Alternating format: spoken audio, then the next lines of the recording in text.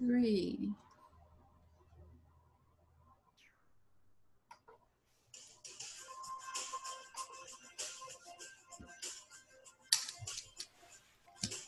Welcome to Soulfire Wisdom with Kate Olson.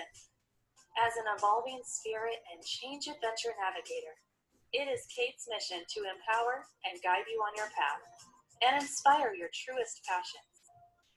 She will encourage you to share your gifts, speak your truth, and ignite your inner wisdom and purpose.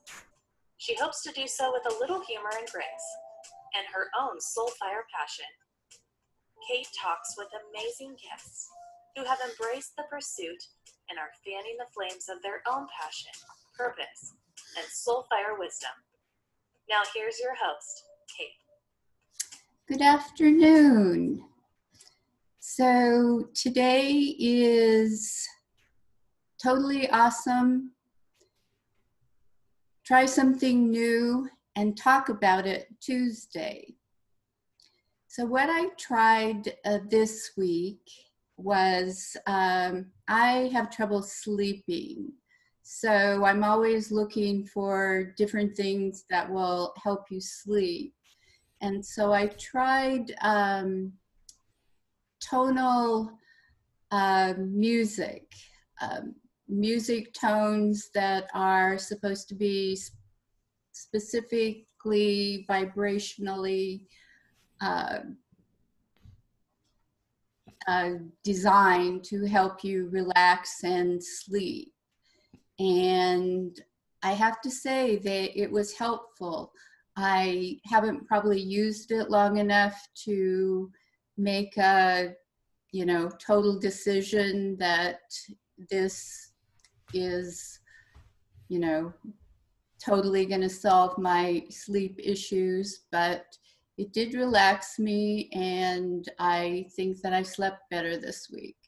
So a thumbs up for the sleep frequencies of the music. And so if this is your first time listening, I'm a hypnotherapist, an NLP practitioner, a Reiki master, and a life coach. And I like to call myself a change adventure navigator because I love guiding people through obstacles and adversity to find their path, purpose, and peace. And along the way, some soulfire wisdom. So we have a great show planned for today. My guest is Dr. Gleb Tsipursky, and he is an expert in business, and specifically in disaster avoidance. He's the founder of Disaster Avoidance Experts, a business coach and a consultant, as well as an author and speaker. He's known as the disaster avoidance expert, and he's on a mission to protect leaders from dangerous judgment errors known as cognitive biases by developing the most effective decision-making strategies through his consulting, coaching, and training firm. A cognitive scientist and behavioral economist, Dr. Saperstein writes for Inc., Time, CNBC. He's a best-selling author, and his new book, which is available on Amazon as well as in bookstores, is Never Go With Your Gut: How Pioneering Leaders Make the Best Decisions and Avoid Business Disasters.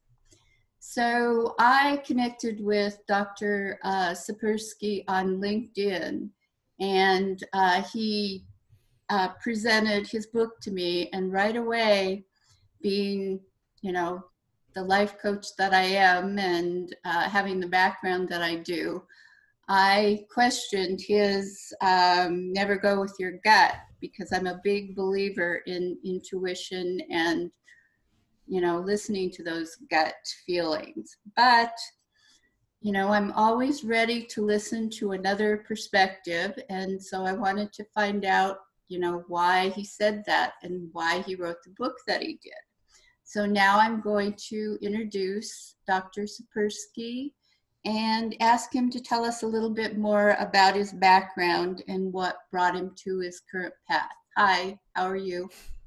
Hi, Kate. Thanks so much for having me on. I appreciate it. It's always a pleasure to speak to someone who has somewhat of a different perspective and see where we overlap and where we don't. Exactly. So can you And tell us a little bit about your background and, you know, what brought you to your happy to. My parents are both very gut-oriented people. And of course, what does it mean to go with your gut? It means when you feel something, that means it's the right thing, and therefore you should do it. What gut means. So my parents both felt lots of things were right. Unfortunately, often they disagreed on what was right. Their guts disagreed with each other. So, for example, my mom would she liked nice clothing. So she'd buy a $50 sweater and she'd come back home. And my dad was kind of a cheapskate. So he'd yell at her and say, no sweater should cost over $50. So they had a lot of these arguments that were already as a kid I saw were kind of stupid, not really helpful for their relationship, for their interactions. So that was one aspect of my upbringing that already made me think that way back when that going with their gut may not be the right path to go. And it got especially bad when I was a little bit older. My dad was a real estate agent and he worked based in commissions and he had a variable salary. So there was a 6 month period during my teenage years when he made a lot of money, but he hid this money from my mom, said he didn't make a lot of money, so he made very little money, and he took this money, he bought an apartment on the side, leased it out to some people. A couple of years later, when she found out, it was a big conflict, huge blowout fight. She felt she really couldn't trust him again.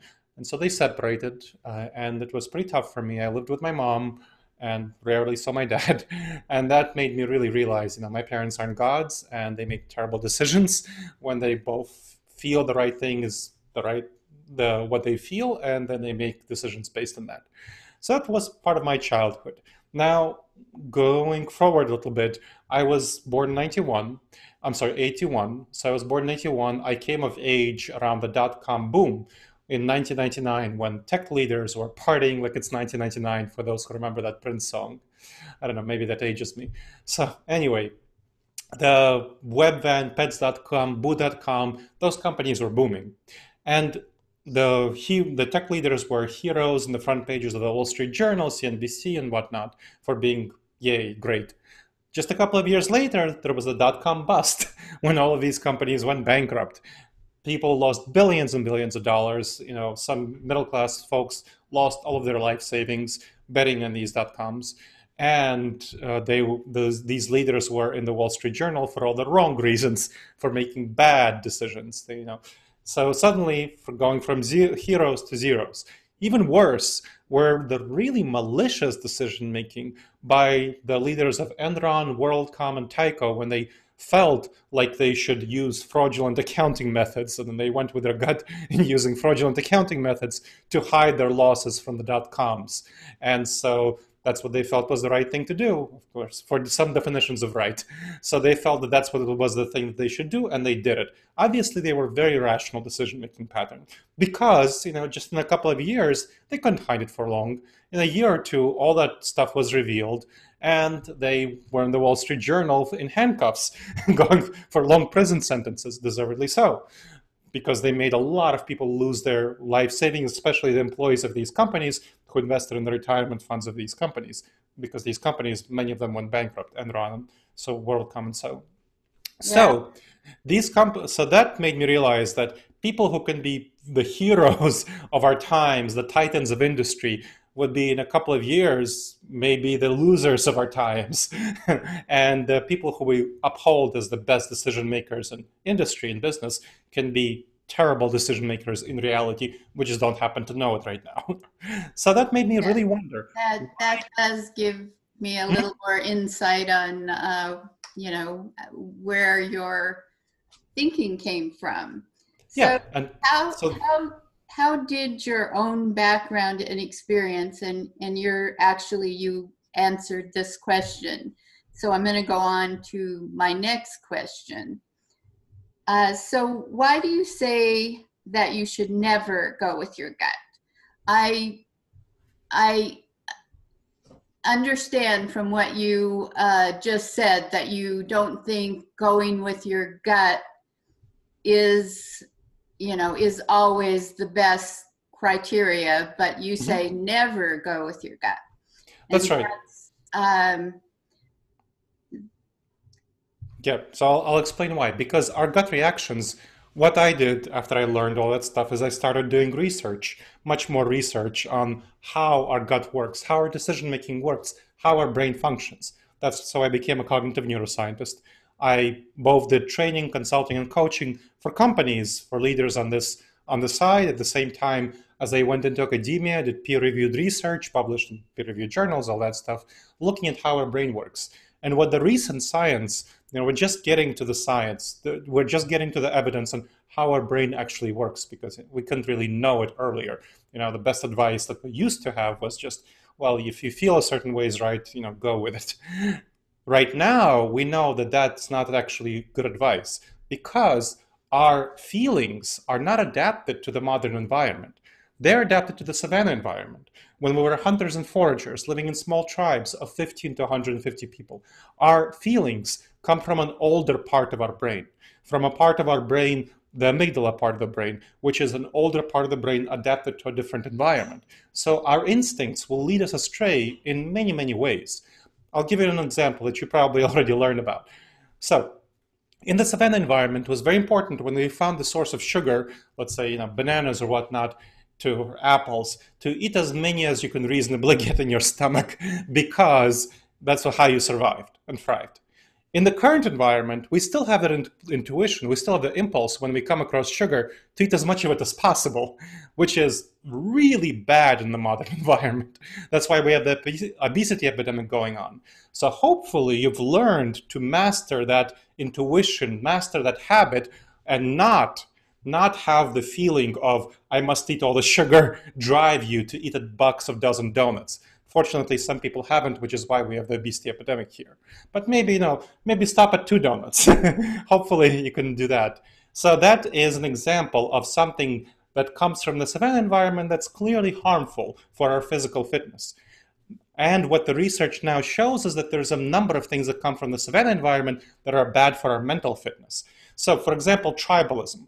In the savanna environment, it was very important for us to be tribal, to look for people like us, to like them, to support them, and to reject and be hostile to people who aren't. As a result, we make a lot of bad decisions in the modern environment. It was very important for us to do that in the savanna, otherwise we would be kicked out of our tribe and we'd die. So we are the descendants of those who weren't kicked out of their tribe because they had a very strong survival, tribal instinct. And right now, we still have that very strong tribal instinct intuitively. If you look at babies, they will play with those who look like them, and they will like those babies who do the same things that they do, and they will reject those who don't. It's already inborn. It's a genetic thing. You have to overcome that in order to survive and thrive in the business and other areas of our modern environment, which is global, multicultural, and complex. And so you can't really afford to do that if you want to succeed and thrive.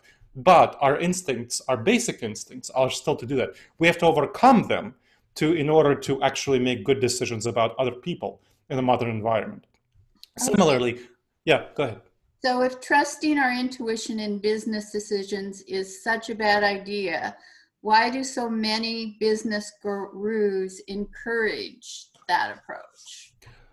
So let's think about medicine. We talked about how right now, hopefully, if your doctor told you to eat a box of dozen donuts, you would fire the doctor. You wouldn't listen to the doctor's advice.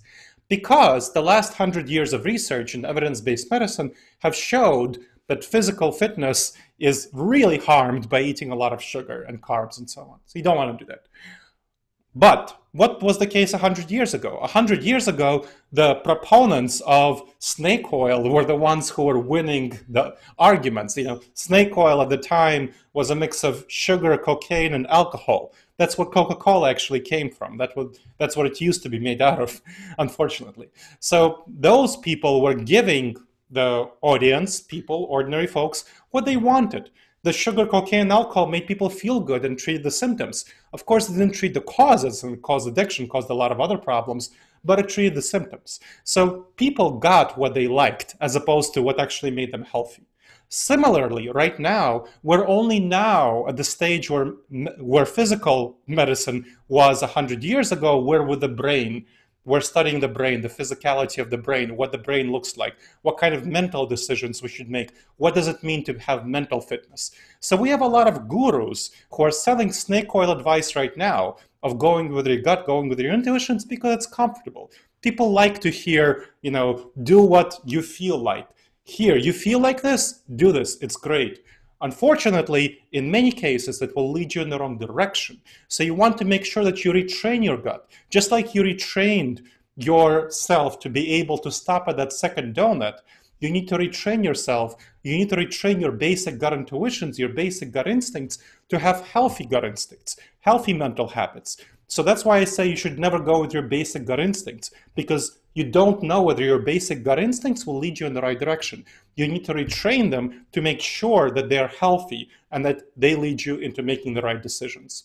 Okay, I wanted to find a good place to say this. I agree with most of what you've said. Mm-hmm. The one distinction is that instinct and intuition are not the same. Intuition does not mean you go with your feeling or you go with your, your gut impulse. Intuition is a higher energy that after you've checked all of those things, if you still have that strong feeling that you should go against, the reasoning, then it's your intuition and you follow it. It doesn't mean to throw aside all logic and not check in with those, things that you've learned, like, like we've learned from science or we've learned from other different disciplines. You take that information, and if you still can't go with it, something is pulling beyond that, that's intuition. Okay, I hear what you're saying, and I think so. That's a certain definition of intuition. When Right. you talk to people, so what I look at, a lot of people think that intuition is the same as instinct. And that's why I'm using this phraseology, because I'm using the phrase that people understand. When people hear intuition, they think instinct. When people hear intuition, they think basic feelings. So I'm using phrases in the common language. We can use certain phraseology that's going to be different than what people understand, but as a communicator, you understand, both of us are communicators, right? We understand that we need to use phrasing that people, when they hear, they understand what we mean. So we should use it is best. Well, I understand why you're using it. Okay. But, in my field, making that distinction is important. I accept that. That's why I wanted to throw it in there. And now Thank you. Now we'll continue. Okay, no, I appreciate that, and this is an important element to understand that in your field, when you teach people, you help them understand and get at that distinction. And that's a valuable distinction if you're able to get people to that level. It's a complex, high level, so it's a sophisticated level of being in touch with your emotions. And emotions determine about 80 to 90% of our decisions. So it's very important for us to be able to be in touch with our emotions and get them trained. So what we're talking about is not really super different. I'm talking about getting people trained to have the right healthy feelings, to retrain their instincts to be directed in the right direction, because unfortunately a lot of our primitive instincts are harmful. So whether you call that intuition or whether you call that emotional intelligence, which is what I do, it's not really at heart different.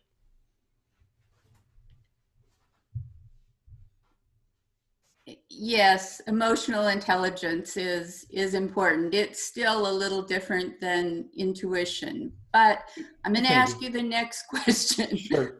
Some of history's most notable CEOs are famed for having great instincts, like Henry Ford, Jack Welch, Jeff Bezos. Is it just a myth that they went with their gut, or what would you say? I would say it's mostly mythological. People like Jeff Bezos and so on like to create an image of themselves as superheroes striding across the earth and always making the right decisions. I mean, Steve Jobs was brilliant at creating this image of charisma, whereas he made many mistakes. And so does Jeff Bezos. I mean, if you look at Jeff Bezos right now and see that his purchase of the Washington Post for $1 billion, when was that? 2006, 2007. Just recently, Amazon lost a $10 billion contract to Microsoft, which it shouldn't have lost, for a government defense contract, because our president really doesn't like the Washington Post, and he intervened in this deal to get the government to choose Microsoft, even though they should have chosen Amazon, as all experts do. So we could see that Jeff Bezos made a number of mistakes. Henry Ford made a number of mistakes. I mean, when he said, people can have any color car as long as it's black, and then Chevrolet and others went ahead of Ford at that time because people wanted variety. We could see that they made a lot of mistakes. They just have a mythological idea. They promote a mythological image of themselves, which helps them in business because they get, a lot of a lot of recognition, and people are more likely to do business with them if they buy into this image of this superhero business titan as supremely good decision maker. So, what are cognitive biases and how far reaching is their influence in making business decisions? Cognitive biases are the specific errors that we have in our minds because of our evolutionary heritage and our brain's wiring. These are the problems. So I talked about tribalism. That results in a whole series of cognitive biases, problems in our brain structure. There are a number of others, and I'll give you one that I suffer from especially, called the optimism bias. Now, optimistic people like myself think that everything will be nice, everything will be good. We tend to be risk blind. We tend not to see threats that are actually there. We tend to have too high expectations. I think the grass is green on the other side of the hill, and it's too often yellow. So that causes me a number of problems, and it causes me a number of disappointments, causes me to make a number of mistakes, which I ideally would not be making. So the optimism bias is one type of cognitive bias where people are ignoring the reality of the situation. You could have the opposite bias called the pessimism bias, where people are too negative about reality and they're underestimating the likelihood of good events happening and so on. So it's a spectrum. It's not, a binary thing. It's not either pessimist or optimist. And those are just two out of very, very many cognitive biases that cause us to make bad decisions in business and in other life areas. So, which are the biases that present the most danger for decision making? Well, I mentioned the optimism bias, and that has been very problematic for a number of business leaders.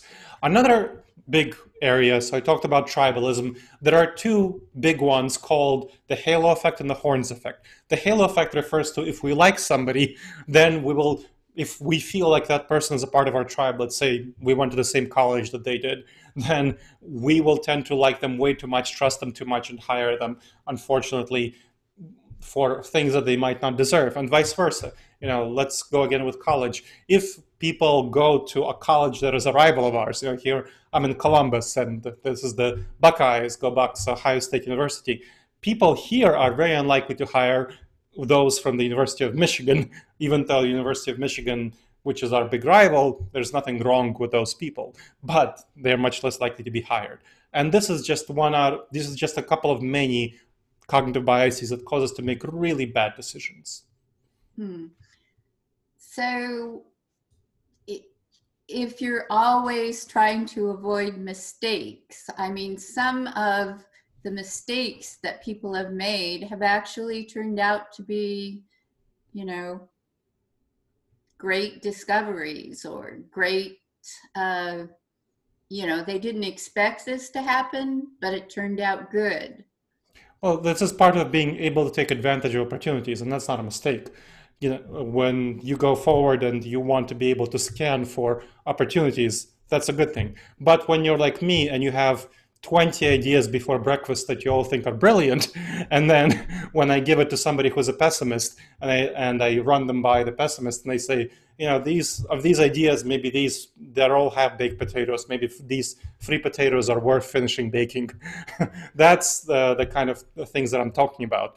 You want to know your strengths and your weaknesses, your abilities and your limitations, and then figure out which ones do you suffer from personally most, which cognitive biases do you suffer from, and how you can address them effectively. So I mentioned one strategy. If you're an optimist, you want to make sure to work with a pessimist, give them your brilliant ideas, and have them evaluate which ones actually make sense and how they can be improved going forward.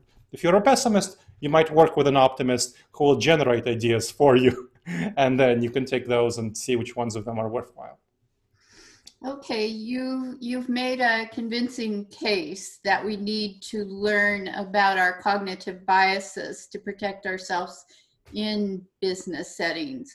What's the best way to learn about them, and so that you don't make judgment errors?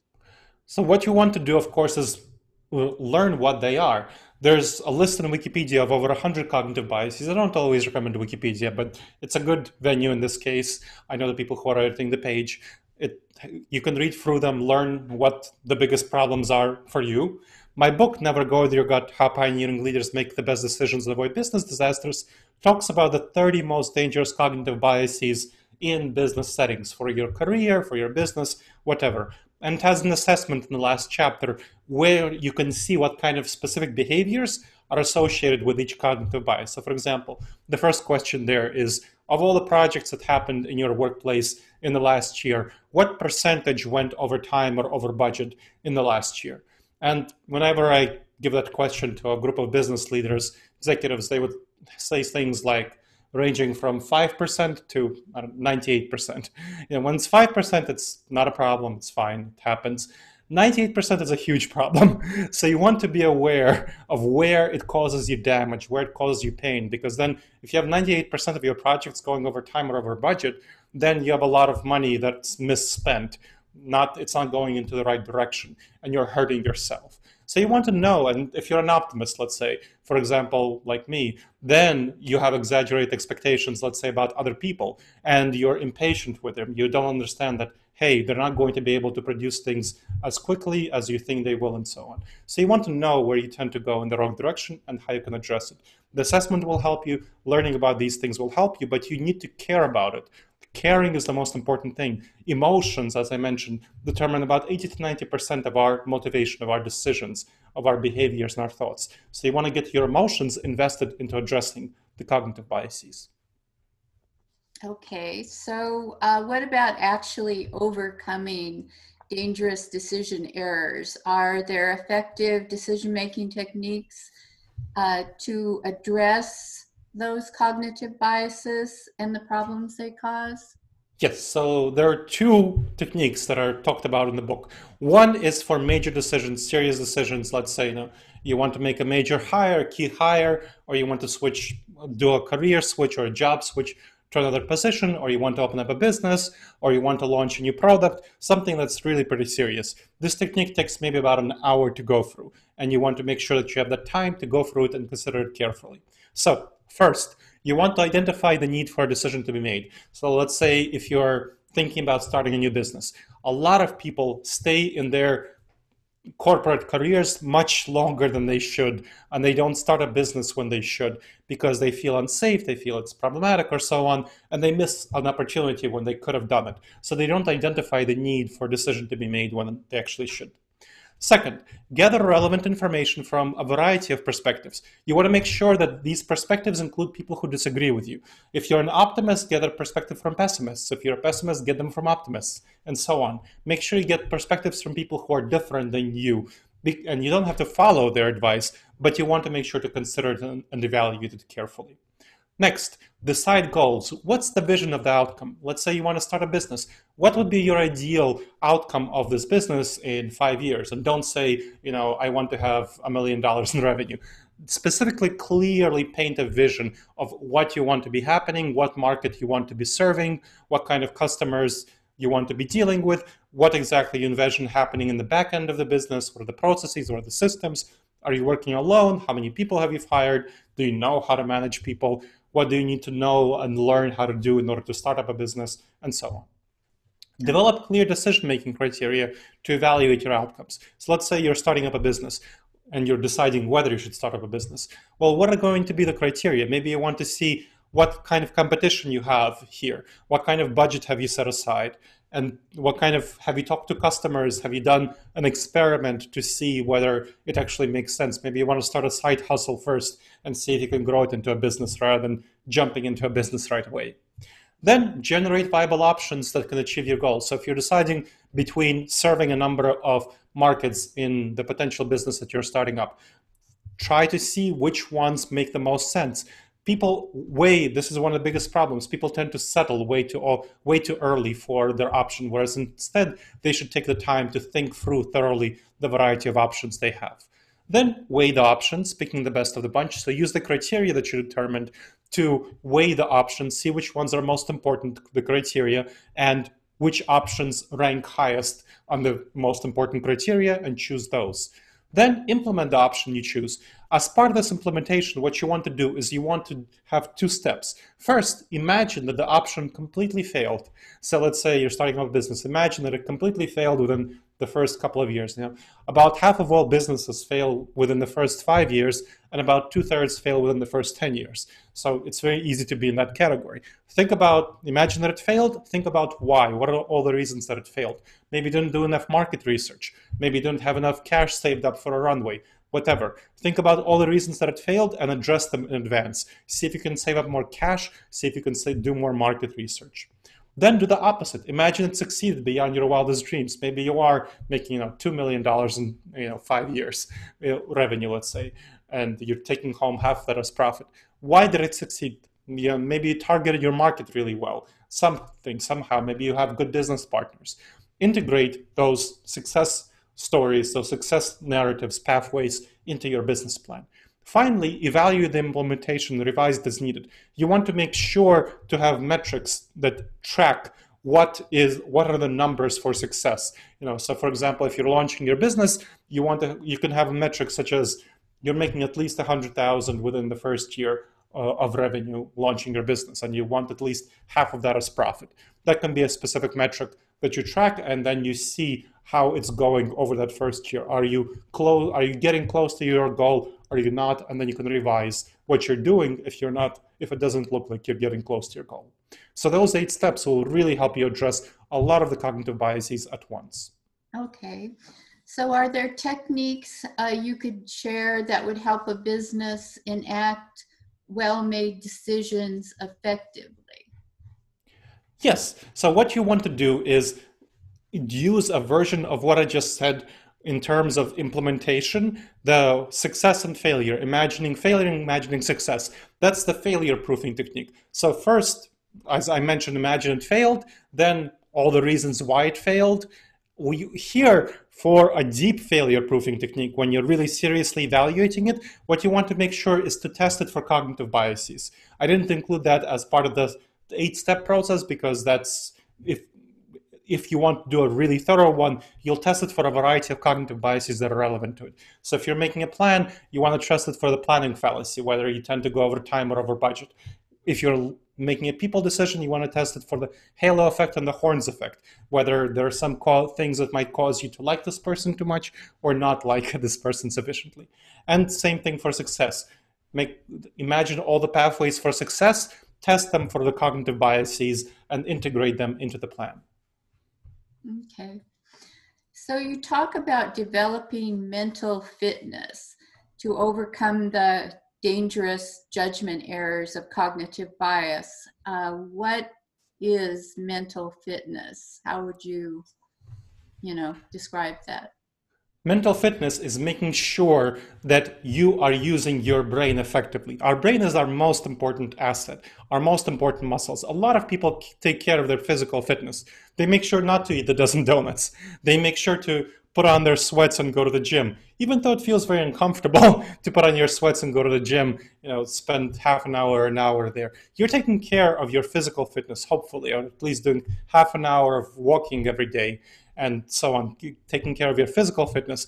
Unfortunately, the vast majority of us are not taking care of our mental fitness. We're not looking at our decision-making process. We're not evaluating how it's going wrong. We're not evaluating how we can improve it. And we can. It takes effort. It takes time. It takes effort to, let's say, when you're getting constructive critical feedback from somebody, it takes a lot of effort to not have the defense, the fight or flight response, which is one of our which is one of our ancestral instincts. It was very important for us when we were in the tribal environment and savanna environment to have a very strong fight or flight response. We needed to jump at 100 shadows in order to get away from that saber-toothed tiger, which is why it's also called the saber-toothed tiger response. In the modern environment, there are many less saber-toothed tigers, but we still respond to perceived threats like constructive critical feedback as though it's a saber-toothed tiger, and we're tempted to either have a defensive response, shut down, ignore it, or aggressive response, yell back saying, no, you're wrong, I'm awesome. You need to learn that this is one of those negative habits, harmful problems that causes you a lot of issues in the modern environment, whether in business or in personal life. I mean, there's a reason 40% of marriages end in divorce, and part of it is an ability to take constructive critical feedback from your spouse, from your loved one. So you want to be able to notice that, hey, this is just one out of over 100 dangerous judgment errors that causes me to have bad consequences, make bad decisions, and it's one I need to learn and address in myself. So this is one of those healthy mental habits. And you need to learn a bunch of them in order to have mental fitness, just like you needed to learn a bunch of habits in order to have physical fitness. That's what the research is telling us. So you want to avoid buying that snake oil salespeople advice, and make sure to actually develop your mental fitness and have the mind that you need for the increasingly disrupted world of tomorrow. Yes, good. So if you could leave the listeners with one takeaway from today's show, what would you want that to be? Don't trust your basic emotions. They're often going to lead you in the wrong directions. Sometimes your gut will be right, sometimes it will be wrong, but you always want to check with your head before going with your gut, because there are a lot of effective but counterintuitive strategies that you can use to make sure that you succeed in our current complex, global, disrupted world. Great. So I think that we have a lot to agree on. And I think that I would advise people to read your book, because I know that having a system or kind of a map for making decisions is helpful to a lot of people. And actually getting in touch with your intuition is something that people have to learn as well. So if you're making decisions, having that map of how to go through the process is probably a good thing, even if you sometimes want to follow your intuition.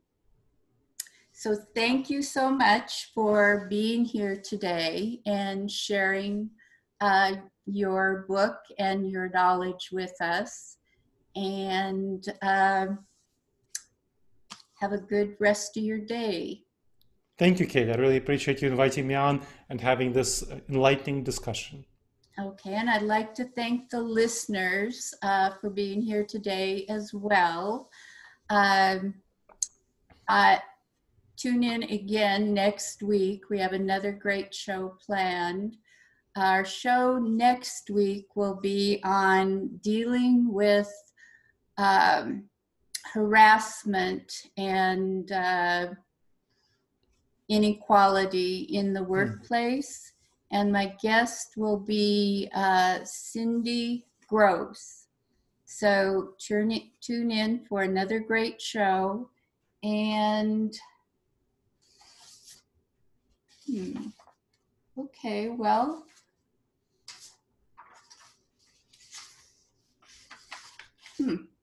okay. So I had a quote for you, but I guess I grabbed the wrong sheet and don't have it written down. But what it said basically was to be prepared. It was a quote about, it was actually said by Benjamin Franklin, but I can't remember the exact quote. It was something saying to be successful, you have to be prepared. And I wish I had that exact quote because, you know, but I think we all know that. I mean, one that I can think of right now is an ounce of prevention is worth a pound of, and I Sure. can't, do you remember the rest of it? Yes, an ounce of prevention is worth a pound of cure. It's a great Yes, quote. I really like it. yes, okay. And I think that's true. And another good reason to, you know, read about Dr. Sapersky's system for decision making. So I'm just going to say goodbye and join us next week. Thank you for listening to Soul Fire Wisdom with Kate Olson. We hope you enjoyed the show. If we made you laugh, brightened your day, or sparked a new thought, we have succeeded in our mission. Join us next time when we'll share more secrets and truths and all the magic of transformation that is the journey to Soul Fire Wisdom. Always remember, be fierce in the pursuit of what sets your soul on fire.